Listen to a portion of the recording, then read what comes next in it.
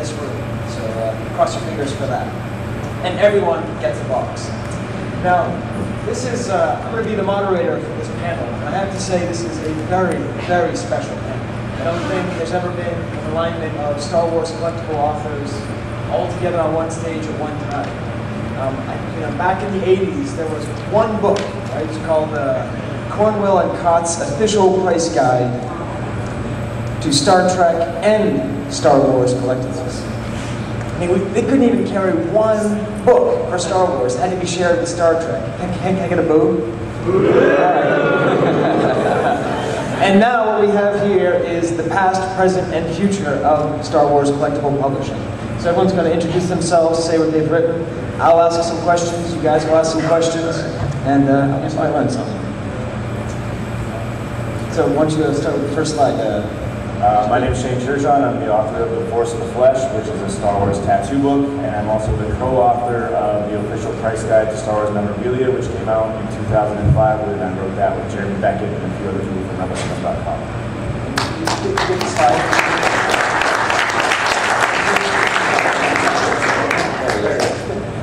Nice book. Okay, I'm Duncan Jenkins, co-author of Gus and Duncan's Comprehensive Guide to Star Wars Collectibles, and also co-author of the equally titled Gus and Duncan's Guide to Prototypes, Star Wars Prototypes.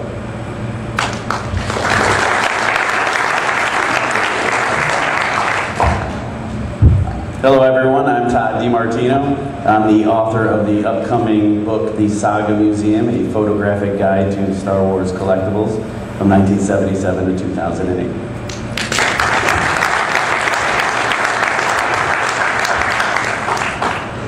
Hi, I'm Pete Vilmer, co-author of Star Wars poster book, Vault, and the upcoming, but some of you may already have, the complete Vader book.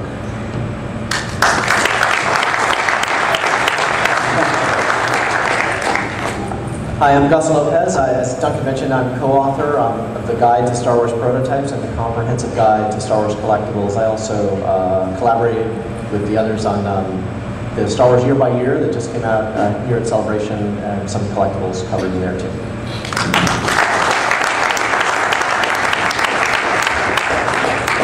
So the first question I wanted to ask of everybody is, I imagine you were all collectors for a long time, you'd all been doing this for a long time. What made you finally decide to put the pen to paper or the finger to the typewriter? You do? Hey!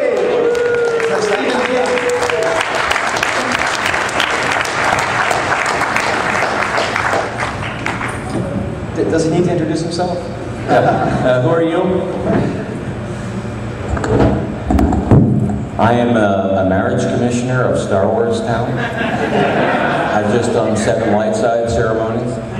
Steve Sansweet, and written a couple of Star Wars collectibles books.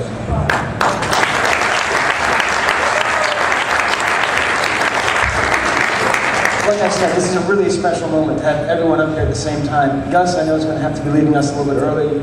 Steve had to join us a little bit late. So thank you all for taking the time to be here.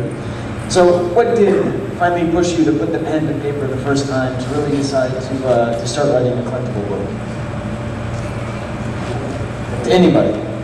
I'll start. We'll start with Gus. Yeah, I mean, I think the books are all very different. I think they're different inspirations. I know for Duncan and me, it's like we picked topics that we felt like were never done quite the way we wanted them covered. And so that was, at least for me, the inspiration. So when we did our price guide, it was like, we wanted to do one that was extremely thorough, meticulous about every year, every country, and then when we did the prototype book, it was like no one had ever done a book exclusively about that.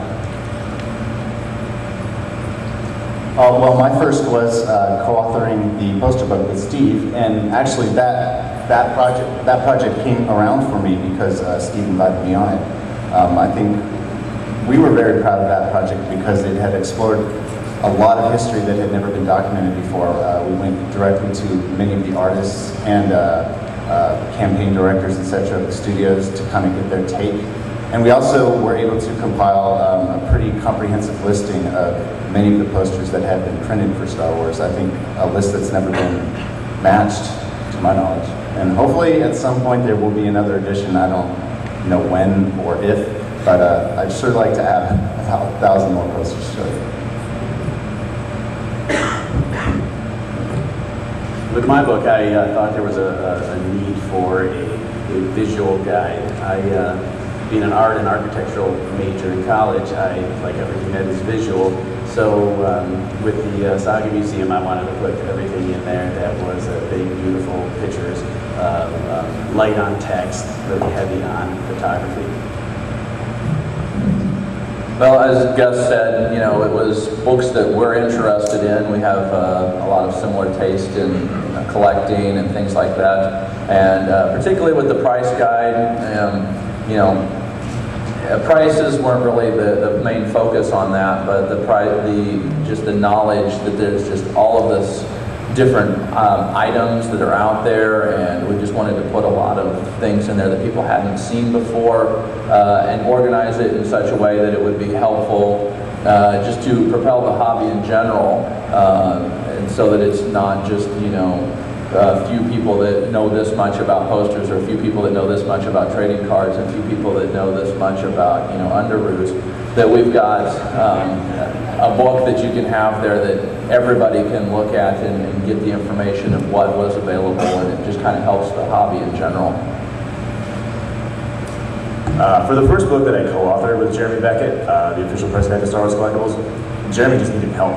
I worked with him on Rebel Scum, and he knew I could write, and I had written some stuff for Star Wars Insider previously, and he was just like, I'm swamped and I'm overwhelmed with this project. I kind of bit off more than I could chew. Would there be any way that you could help me write a couple chapters? A couple of chapters ended up being about 25% of the book when it was all said and done. And then when I came down to wanting to do my own book, which was The Force in the Flesh, I was really, really, really disappointed with how the official price guide to Star Wars memorabilia turned out. It was just all the way Random House kind of dictated everything. And so when I did mine, I just wanted to do a really cool tattoo photography book. I love big coffee table books, and I wanted to do that, but I wanted to have the ultimate control for myself, and I wanted to self-publish and do everything on my own. So my learning experience from the first one led me to how I wanted to direct the second one. I was motivated out of anger and jealousy. This goes back to around 1990. Lucasfilm had just started a new publishing division after everything being pretty quiet since the mid-'80s. And, you know, back then, before the internet, people still actually communicated, mainly by telephone. But I had heard through a bunch of people, through the circles, that Lucasfilm was interested in doing a price guide, and they were looking around for people to do a price guide. And so I cold called, and I basically found out the name of the new head of publishing, and I gave her a call. And I said, if anybody should do this price guide, it should be me. And she said, and who are you? And I said, well, you know, I'm a writer, and I've got a bunch of Star Wars stuff, and let's talk. And I mean, obviously, that's a very short version of the conversation. We talked a lot, and I finally went up to Skywalker Ranch to meet Lucy Wilson. And Lucy decided that she really wanted a price guide with anecdotes. And I said, well, that's really two different kinds of books. I mean, one is a price guide where you have as many pictures as you can, and you list the stuff and, you know, prices. And the other thing is a story book, a book about how all this came to be. And we talked about that for a couple of months, and out of that came from concept to screen to collectible, which I really loved as my first Star Wars book, because I think it gave a broad look at how the collectibles part of Star Wars has played and continues to play such a major role in Star Wars being part of the worldwide popular culture. But we attacked it from the standpoint of how George conceived the story, how the movies were made behind the scenes, and then how we, you know, got into the whole, accidentally almost, collectibles world, and what kind of strange and wondrous stuff was out there. I think it's really also the first book that indicated that, you know, the toy process, they're like prototypes, store displays, and, you know, even for tissues, you get some of the most beautiful store displays of all. And then eventually that led to the first Tomar price guide. I think, you know, for a lot of us, we consider that to be like the year zero of collectible books, the Screen to Collectible. And I think you're right about that whole mixture of the sort of the story and the price guide. And I like how it sort of set a precedent. It seems that the rest of the authors too, there's a lot of self-motivation and that sense to always keep it entertaining as well as informative. And I was wondering though, because while Duncan was talking, you mentioned underoos, and which are always good. I mean, how far do you think we can go? I mean, we have posters, we have tattoos, we have prototypes. I mean, do you think that it's going to become more, you know, of a niche market, or it's going to get more expanded? You know, how far do you think we can go in these books? How far do you want to go? I think it's a question of how many people want to self-publish. Lucasfilm is clearly interested in broad books, not in niche market books. I mean, there are a number of books out there that I think could easily have been major publishing companies. Gus and Duncan's incredible book, everything I've seen of Todd's book, Force in the Flesh is a fascinating book. Lucasfilm looks at, okay, what can one of our established publishers or even a new publisher sell 25 to 50,000 copies of?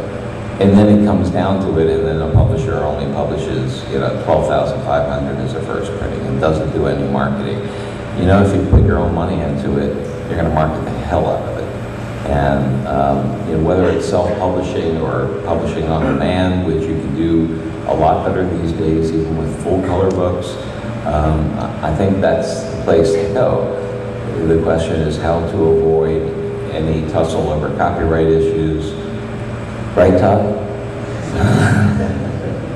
and you know, and it's sometimes not even, I mean, it's not like George Lucas makes a decision, and sometimes not even the head of publishing, but somebody in business affairs says, that logo looks like our trade dress.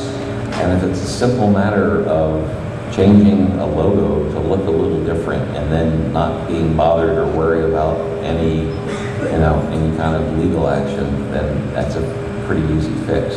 There are things you can get away with, and there are things that you can't.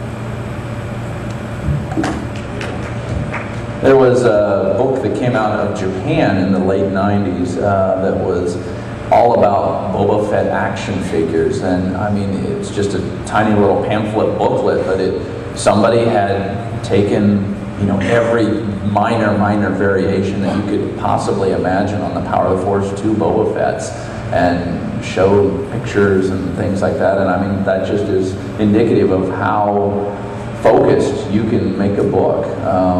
You know, so I'm still waiting on volume 2, Prune Face or something like that. But I think that it's limitless on how you know, narrow you can get on that. It's just how many are you going to sell. That's obviously wasn't a New York Times bestseller. So if you can do it in a cost-effective way, and that's your passion, and you know, love belt buckles or whatever it is, and you want to make a book, go for it.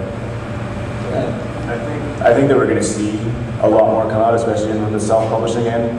You know, when John Kellerman kind of broke the mold with his Star Wars vintage action figure books as far as self-publishing goes, and it was a great inspiration for me when I did mine. And I think that, you know, as more of us start to do it, you know, how many of us out there? Most of us are all self-published authors, and as you know, more people see us doing this and see us. You know, they see maybe just the relative success. They might not understand the hard work that goes into it, but they see it being a successful book for us, and they see it being something that we're really proud of. And I think that we're going to see a lot more people maybe take their niches and come up with their own books and put them out. And I think really the sky's the limit if people just want to do it. And those of us who have self-published and gone through it, we're more than willing to like sit down and help and talk to the people who want to do it on their own too.